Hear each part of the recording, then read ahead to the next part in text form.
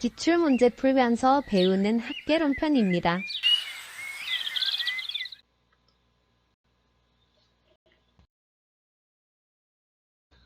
부동산 시장에서 시장 실패의 원인으로 틀린 것은 1번 공공재, 정보의 비대칭성, 외부 효과, 불안정 경쟁 시장, 재화의 동질성.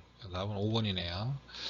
지금 여기 부분은 좀 쉬운 부분이니까 쉽게 넘어가고요. 조금 설명드릴 부분은 간단하게 설명드리고 넘어가도록 하겠습니다.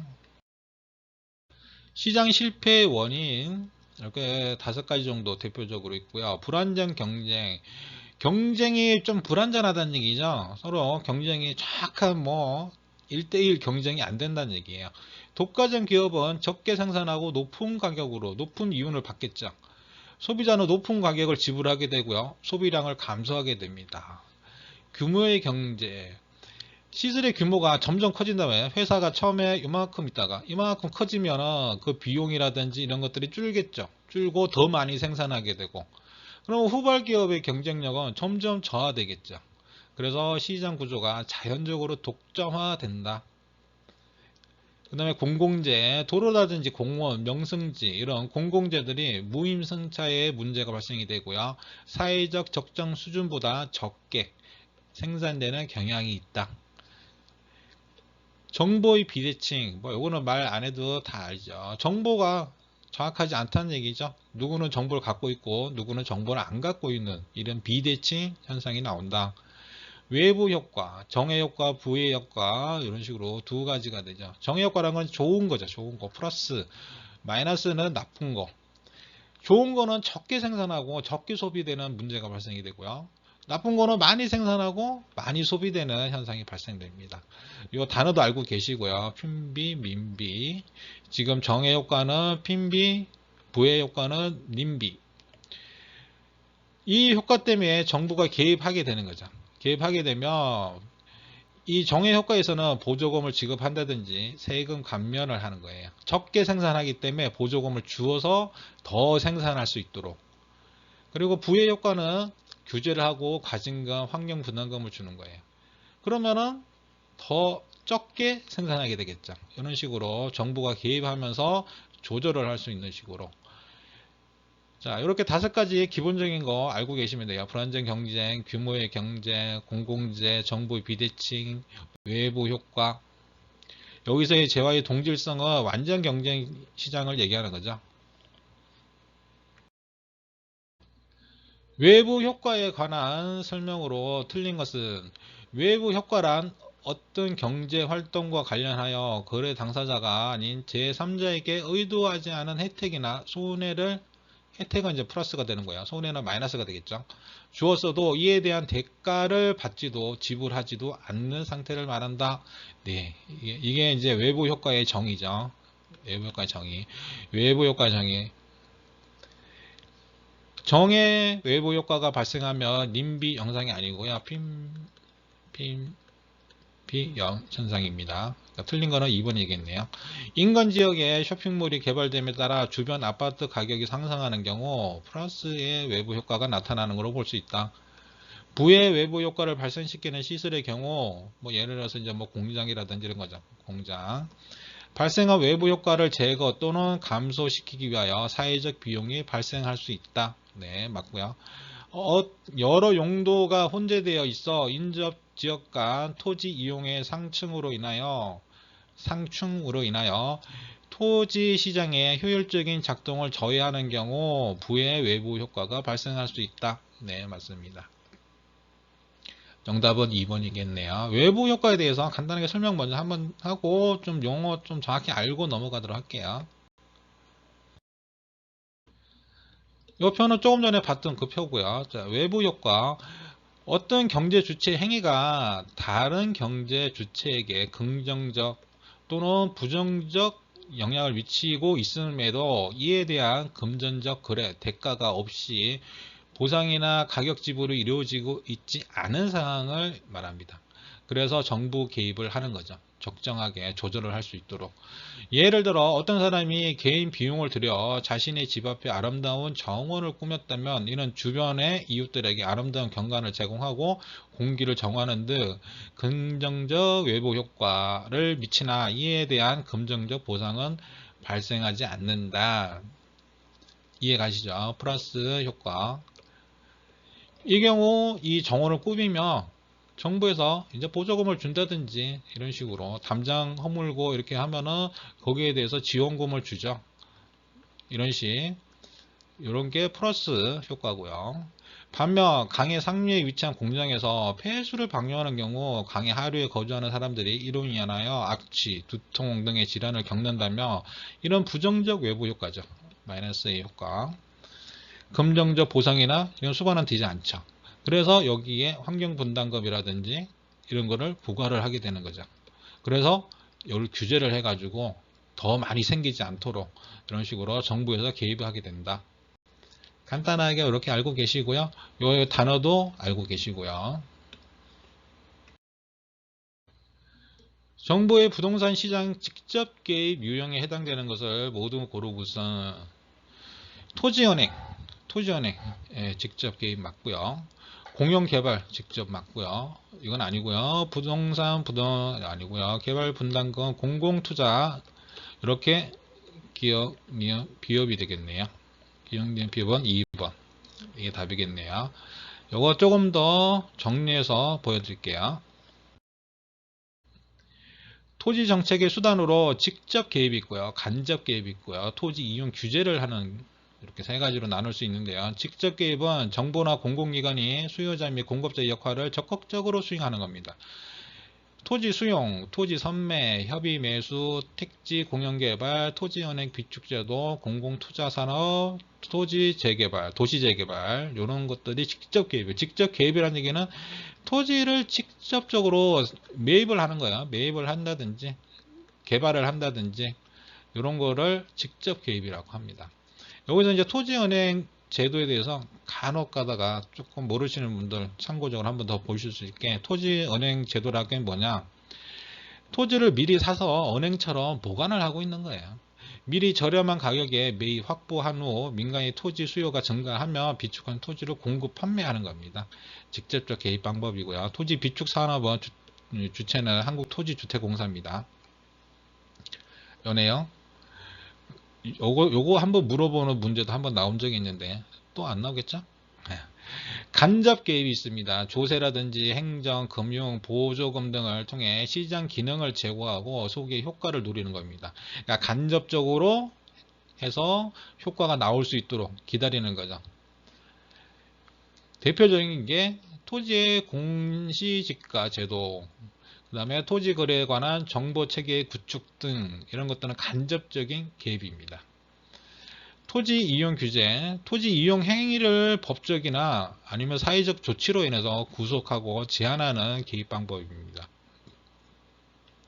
용도 지역지구 건축 규제, 각종 인허가, 토지 이용 계획, 개발권 양도제, 개발 분담금, 종합부동산세 이런 것들이 있습니다.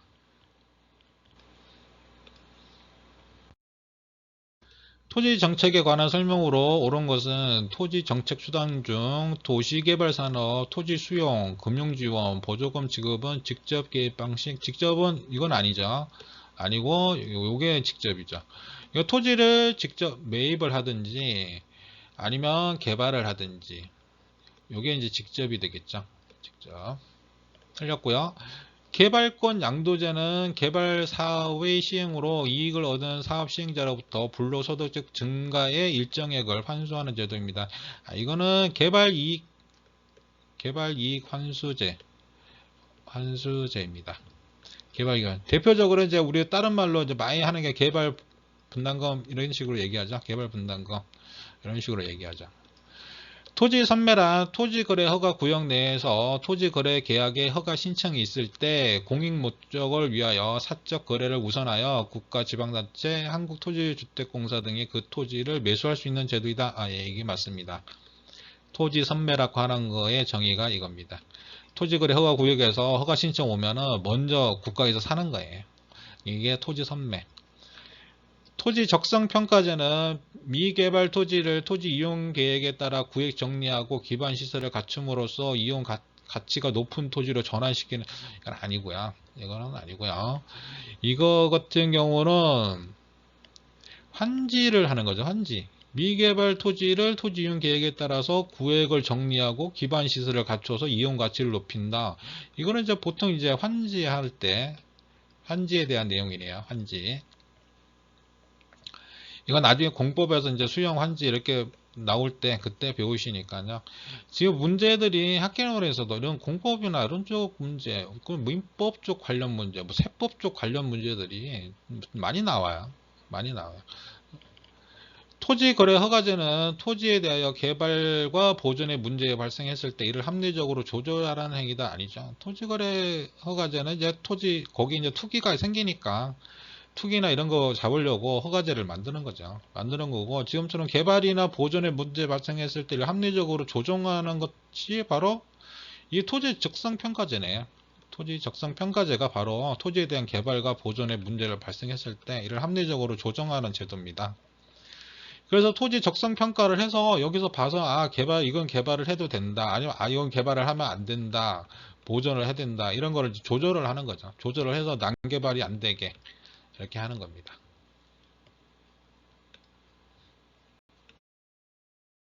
임대주택 정책에 관한 설명으로 틀린 것은 임대료 보조 정책은 저소득층의 실질 소득 향상에 기여할 수 있다.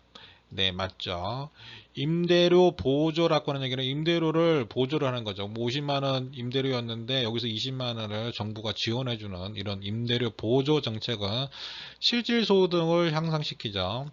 임대료 상한은 균형 가격 이하로 규제하며 임대주택의 공급 과잉 현상이 초래한다.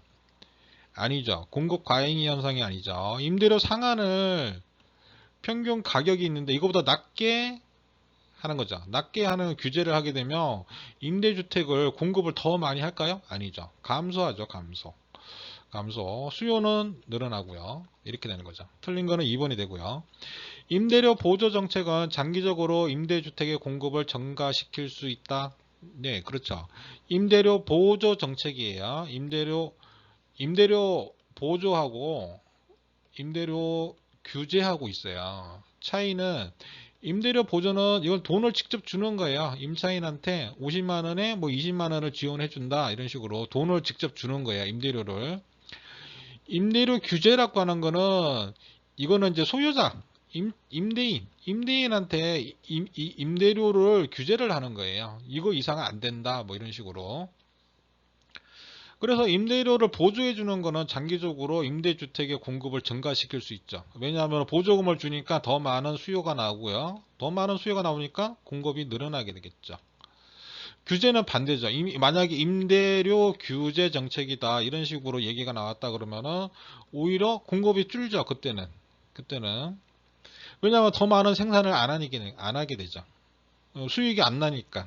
그때는 줄게 되는 식으로 정부의 규제 임대료가 균형 임대료보다 낮아야 저소득층의 주거비 부담 완화 효과를 기대할 수 있다. 그렇죠. 더 낮아야죠. 평균보다 더 높으면 누가 여기 뭐 하겠어요. 효과가 아무것도 없죠. 이렇게 되는 거고 임대료 규제라 주택 임대인이 일정 수준 이상의 임대료를 임차인에게 부담시킬 수 없도록 하는 제도이다. 네, 그렇습니다. 요거 딱 요렇게 정의. 임대료 규제하고 임대료 보조하고 요 차이도 조금 문제 푸시면서 잘 보셔야 돼요. 그냥 막 읽고 지나가다 보면 이거 맞는 말인데 이렇게 할 때 나중에 아차 이거 빠뜨려서 이거 잘못 보고 임대료 보조하고 임대료 규제하고 이거 잘못 보고 선택하는 경우도 종종 있습니다. 이거 잘 보셔야 돼요. 내용 잠깐 보고 넘어가겠습니다. 임대료 규제 정책, 임대료 상한제. 정부가 규제한 임대료의 상한이 시장 균형 임대료보다 낮아야 되고요. 저소득 임차인의 주거 안전, 그다음에 소득의 불균형 배분을 시정할 수 있습니다. 단기적으로는 임대료 규제로 임대료 하락한 만큼 임차인에게 실질 소득이 증가되고요. 소득 재분배 효과가 있습니다. 장기적으로는 임대료 규제를 하게 되면 임대인은 실질 소득이 감소하게 되고 임대주택에 대한 투자가 감소되죠. 그리고 임대주택 공급이 감소되고요. 장기적으로는 임대주택 공급량이 감소돼요. 그리고 주택 부족 현상, 질적 저하가 초래되겠죠. 장기적으로 암시장이 형성되고요. 이중 가격이 형성된다든지 임대주택난이 심화되어 저소득층 임차인들의 주거 환경이 악화될 수 있습니다. 그러니까 장기적으로 봤을 때는 이런 식으로 쭉쭉쭉쭉쭉 영향이 장기적으로 가면 어떤 식으로 나올 수 있느냐 이렇게 되는 거죠.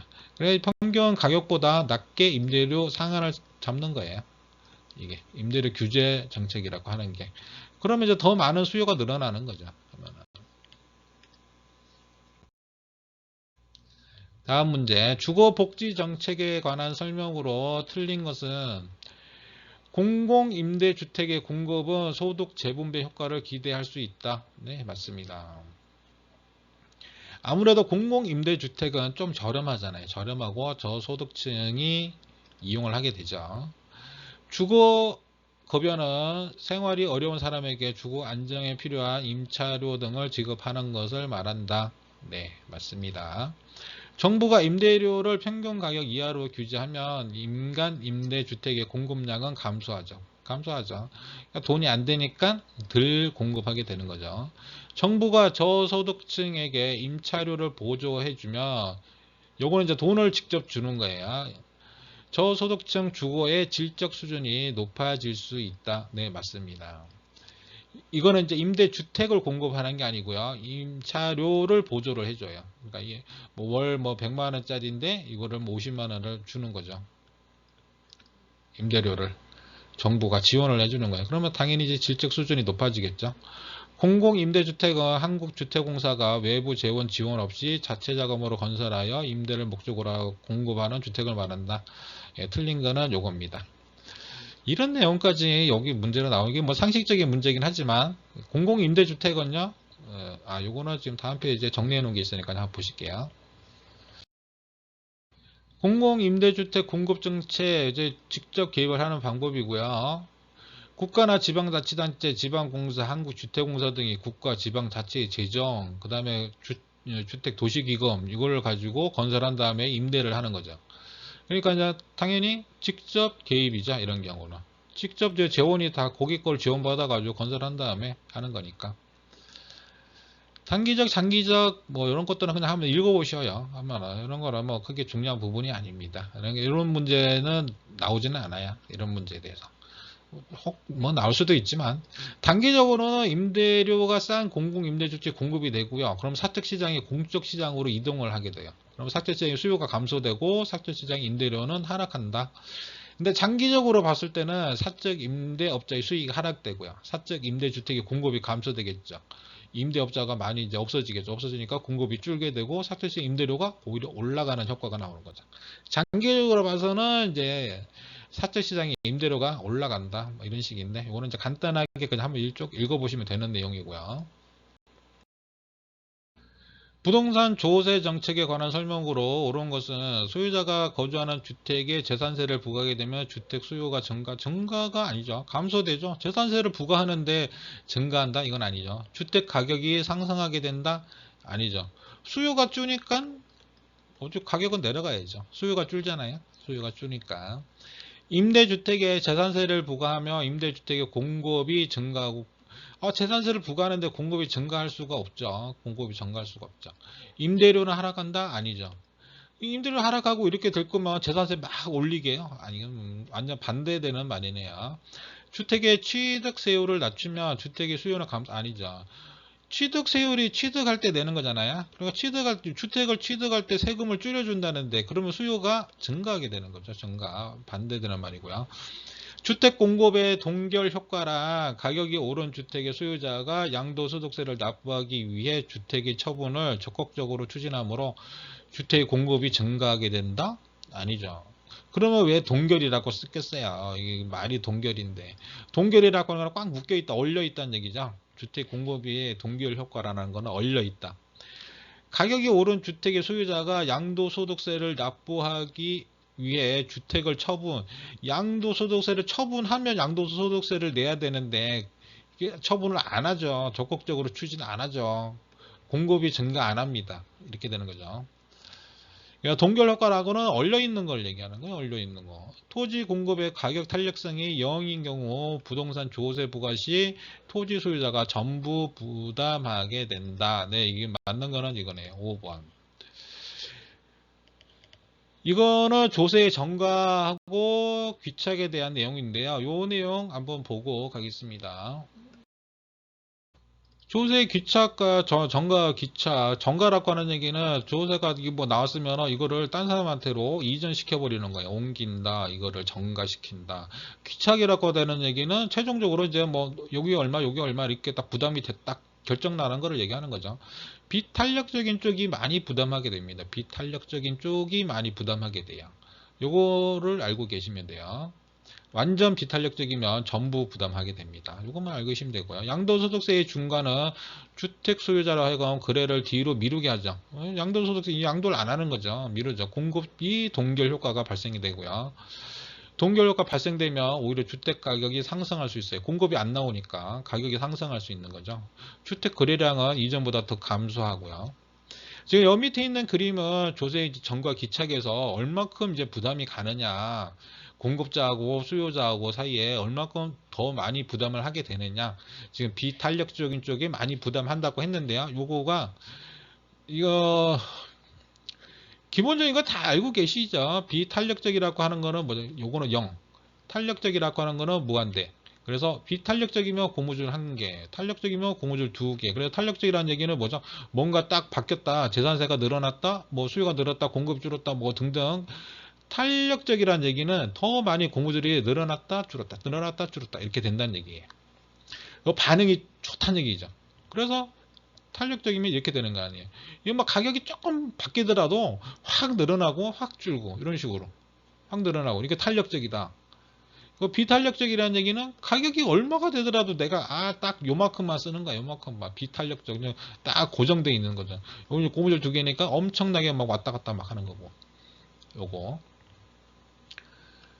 다 알고 계시죠? 참고적으로 또 한 번 더 얘기 드리면 이게 비탄력적이고 이게 탄력적이고 이런 식으로 외우시라 그랬죠. 탄력적, 비탄력적 이렇게 외우시면 안 까먹죠. 이런 거는. 그래서 여기 그림을 보시면 어느 쪽으로 더 많이 부담을 하게 되느냐.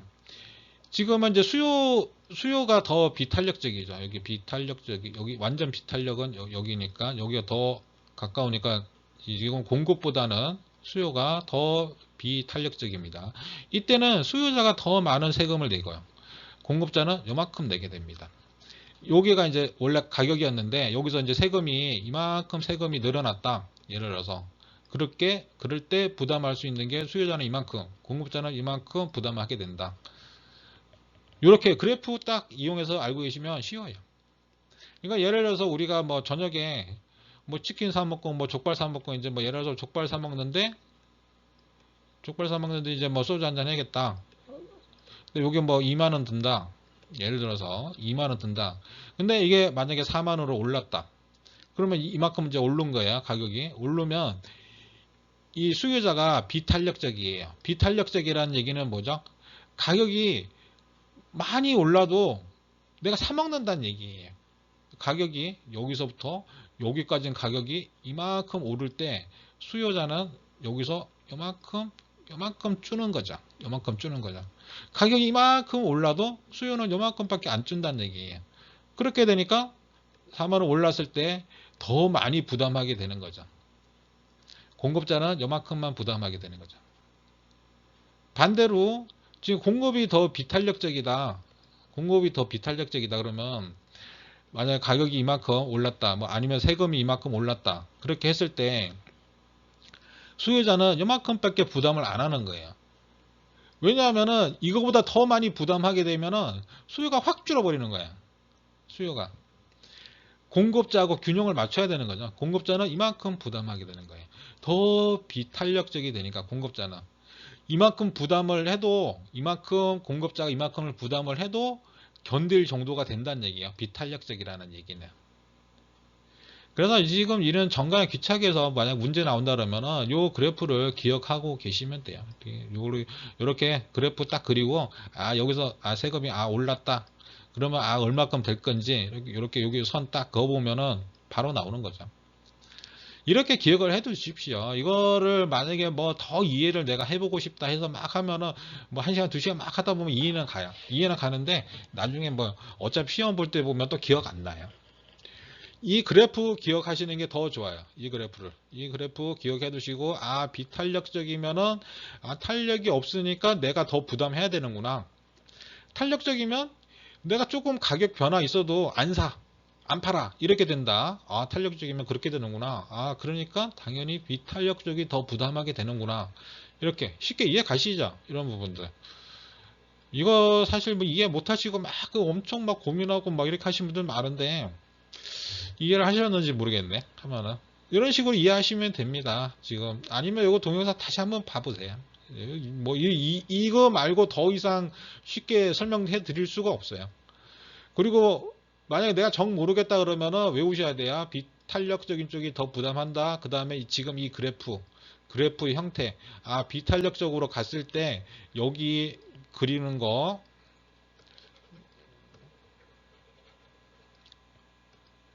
비탄력적일 때, 여기 비탄력적인 거, 이거는 알고 계시겠죠? 비탄력적일 때, 내가 이렇게 그래프 옮겨서, 아, 이만큼 뭔가 세금이 오르든지, 뭔가 가격이 오르든지 했을 때, 아, 수요자는 요만큼이고, 공급자는 이만큼이구나, 이렇게 선 그릴 수 있는 거.